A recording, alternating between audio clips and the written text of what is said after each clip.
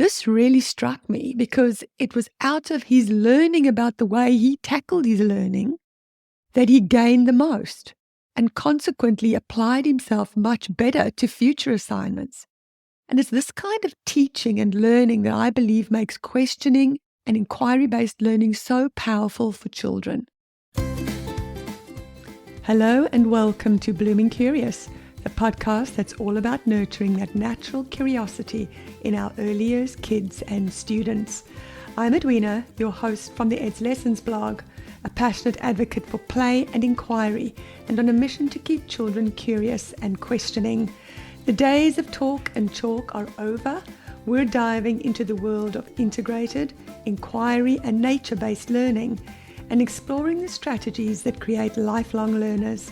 So if you're a classroom or homeschool educator or even a curious parent, then this is the place for you.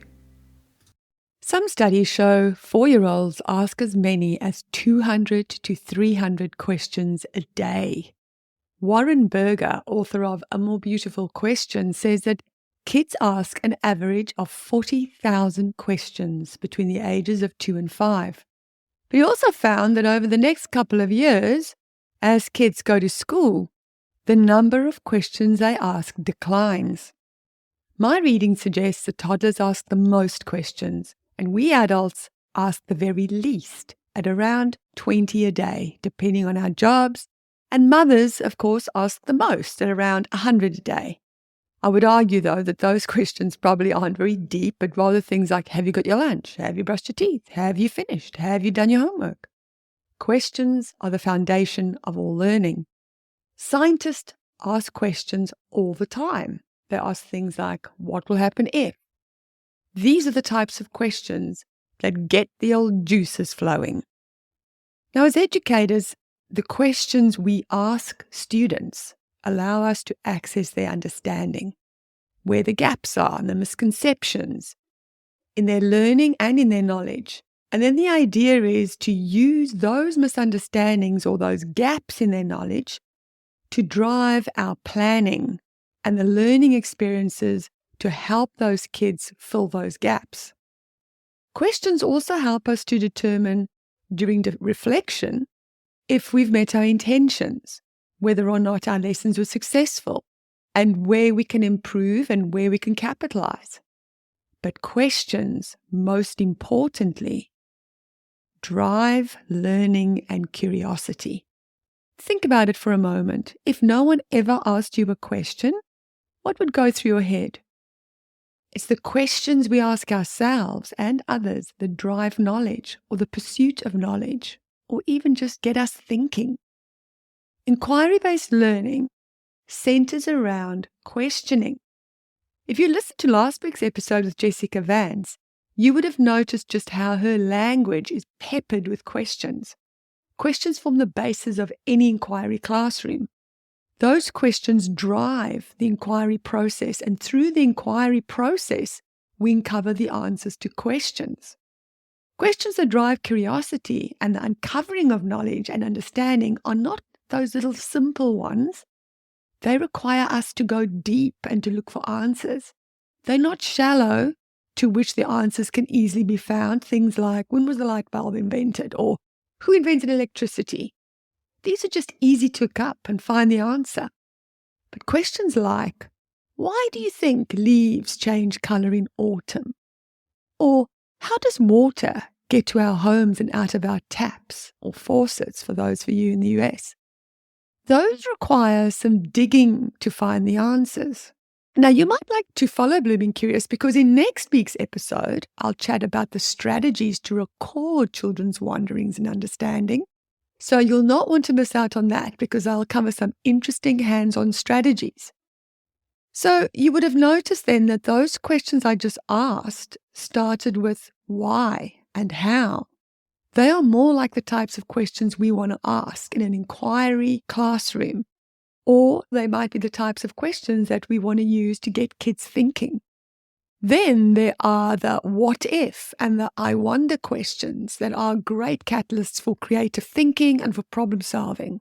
Things like, what if the sun stopped shining? What if there was no more school? What if everyone stopped following rules? I wonder why geese fly in a V shape. I wonder why snails have shells but slugs don't. In Kath Murdoch's book, Getting Personal with Inquiry Learning, Kath agrees that questions are central to inquiry, but she says that sometimes it can take a while for a learner to find the right question to ask, and that sometimes an initial question doesn't actually drive the inquiry, because a student might simply be driven to want to find out more about something without a question driving the investigation. And that's, of course, perfectly acceptable and encouraged. That at these times, questions will arise as the inquiry unfolds. And this is also why it's important that educators have explicitly taught the structure and the impact of different kinds of questions. And this is when it's handy to have a bank of question starters that support learners in choosing and refining their questions. In this publication of Kath's Getting Personal with Inquiry Learning, it gives you lots of examples of questions to use, and I'll link to the book in the show notes. Just know that it is an affiliate link to a great Aussie bookstore. Now, getting into the habit of asking deep questions can be quite tricky, especially if it's not something that's part of your makeup. And the good news is that, like all skills, it can be easily acquired with practice. And to help you, I've put together a list of question starters just to get you started. And you can get this list either on the blog post that accompanies this episode, or go to resources.edslessons.com/questions. I'll put the link in the show notes for you so you can just get it there after you've listened to this episode. Now, the process of looking for the answers to questions takes us on a journey. And the typical journey we go on to uncover the answers is something like Kath Murdoch, again, her inquiry cycle. It's a 6-step cycle that takes us on a path from tuning in all the way to taking action or taking it further. And I have a blog post and a resource that takes you through the step-by-step process of inquiry, which once again, I'll link in the show notes for you, so make sure to check that out. Now, learning never stops really. Even when your assignment is complete or the questions have been answered, guess what happens then? You see what I just did? I asked a question. That's right, we ask more questions. Questions to help the student learn about their learning, how they came to their conclusions, and whether or not there's more to think about and more questions to answer. Because perhaps what they have is not sufficient for them to have a deep understanding of the concept. It really reminds me of a student I recently worked with. We were doing a social studies assignment, and I was explicitly teaching the process of asking questions and finding and recording answers. And this particular student, and this is typical of so many kids, put in minimal effort because he just wanted to get the task finished. And so when it came to actually writing the report, he was unable to articulate or write a short paragraph to demonstrate his understanding, simply because he didn't spend the time to get into the details. And what was great about this is when I asked him those deep questions that take learning further, he started to understand that the reason he couldn't produce a decent piece of work that demonstrated his understanding of the topic that he chose was because he didn't do the research to begin with. This really struck me because it was out of his learning about the way he tackled his learning that he gained the most and consequently applied himself much better to future assignments. And it's this kind of teaching and learning that I believe makes questioning and inquiry-based learning so powerful for children. So here's your challenge as you go through next week. First of all, you got to go and download the list of question starters and then really get tuned into how often you ask questions and the types of questions you're asking. And then just casually, as children are going through the day and their lessons, start asking those deeper questions and just see what happens. And I'd really like to know how you get on with this. So really seriously, send me an email. You can do so at contact@edslessons.com and tell me, and also let me know what you're struggling with, and perhaps that can be a future episode.